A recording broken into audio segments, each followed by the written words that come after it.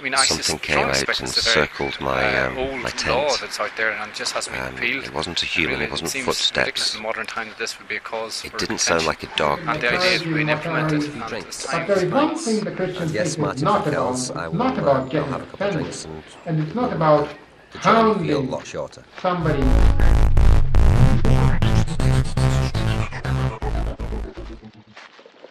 Okay, so day 7, out in the middle of the forest.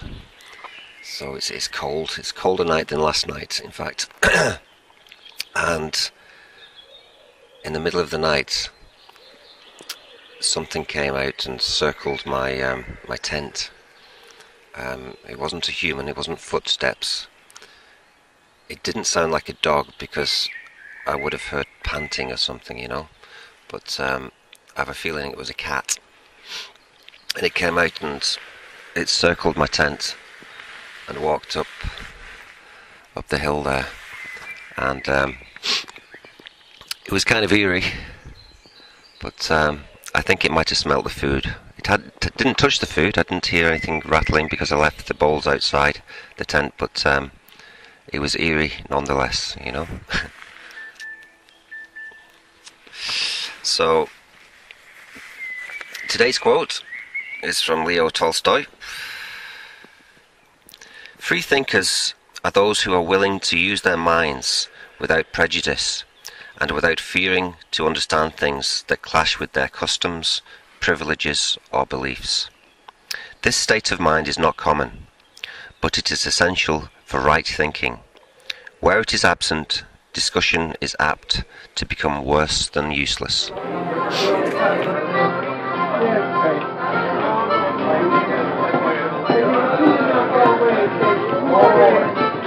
I'm in Dromcolliher and I've met Ted today. And Ted, what does blasphemy mean to you? Well, I suppose it's something that is going to offend someone who feels very strongly about religion, and I suppose they feel that so strongly that anyone that would say something that they perceive as being offensive, that they need to do something about it, and that would be, as I would understand blasphemy law would be about, you know. And do you think that blasphemy should be criminalised in some way?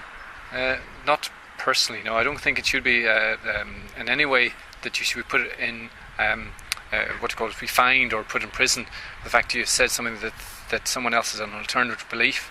I mean, in that all you're just doing is saying something that that would be a term like you say, stub your foot and say, "Oh, Jesus Christ," or you hit yourself off something you're saying, "Oh my goodness," And the fact there's a phrase at the moment my daughter's using like "Oh my God," which really these theoretically, if you start going down that road, they're all saying things they could be put in prison for. I mean, in our culture, especially Irish people, they're well known for using bad language and being blasphemous. So I mean, where are we going to go with it? There won't be anybody left outside if we start going down that road. So that would be my opinion anyway of it, you know.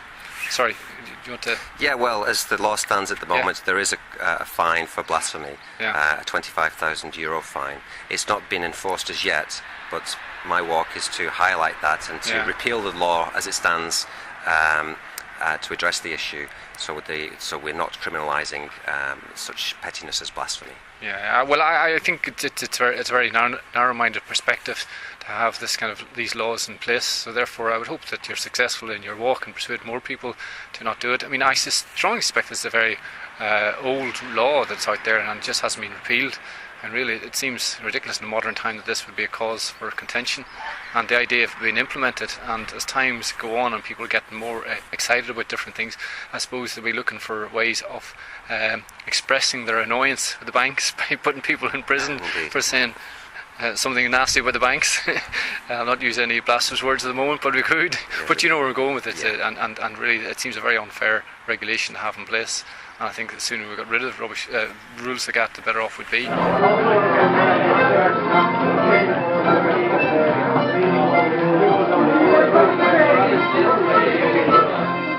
Okay, on the road now to Adare. I'll be spending the night at campsites, and I'll be meeting a guy called Protestant Michael, and he's in agreement about the need to repeal the Blasphemy Law. So we'll be talking about that tonight, and he's agreed to give me some time and to take me out for some dinner tonight, apparently, and a few drinks, a few pints, And yes, Martin from Kells, I'll have a couple of drinks, and it will make the journey feel a lot shorter.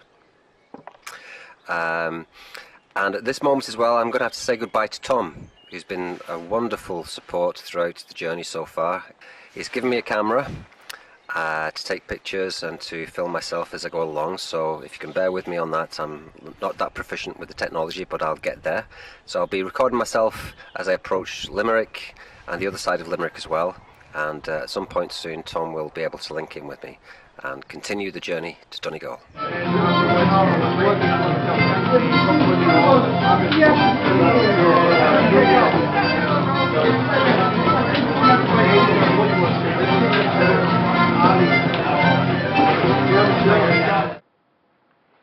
Okay, Protestant Michael from Russia, Moscow, who's the bowring player in Collins Bar. Tell me, Adare, of course. Tell me, what does blasphemy mean to you? Well, there was blasphemy and there was blasphemy. There is blasphemy which the Bible talks about when it's blaspheming the Holy Spirit. The problem with that is that identifying that by human law. So working out that sort of blasphemy by human law is not only an impossible but actually a dangerous task. Who would know that if not somebody steeped in the history of the Reformation, where many people who we believe will be proclaiming the gospel were executed as heretics? What of for us it's Saint John Hus and many others, the English lords. Some of them might be called heretics or even blasphemers. Now all that was at a different time, and the modern formula would be grossly offensive to any religion.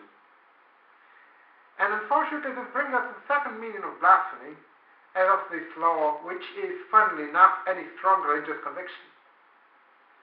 Yes, religious, and it doesn't exclude the well-respected majority in this country. You've got 90-something percent Roman Catholic by the list. I don't know how many of them actually believe everything that you need to believe to be Catholic by the book. But there is one of those things which is at least in a bull by the Pope, so, well, at least most Orthodox Catholics will be supposed to follow it. And it's that Protestant orders, specifically Anglican orders, are not valid. There is some bull by some Pope 100 or so years before.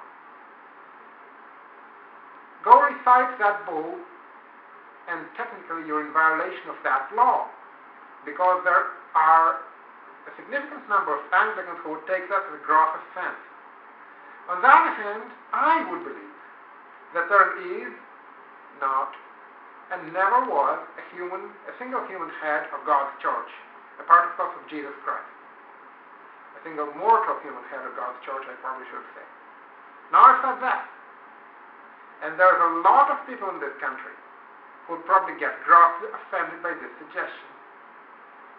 So unfortunately, this is the kind of blasphemy that the law is talking about.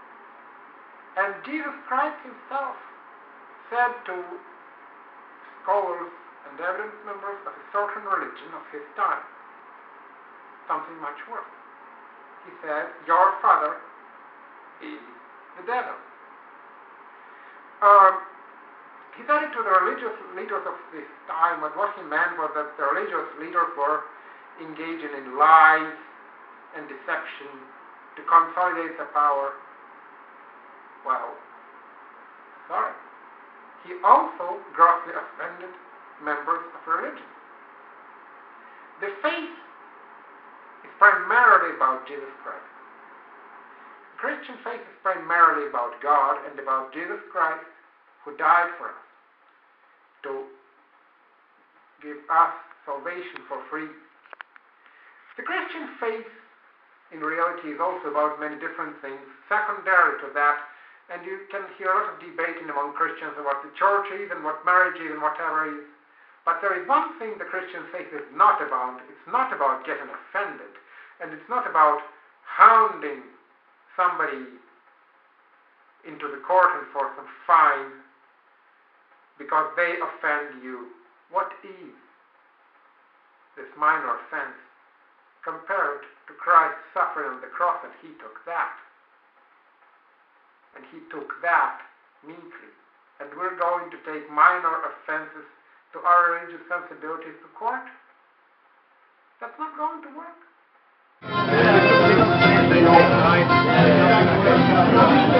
We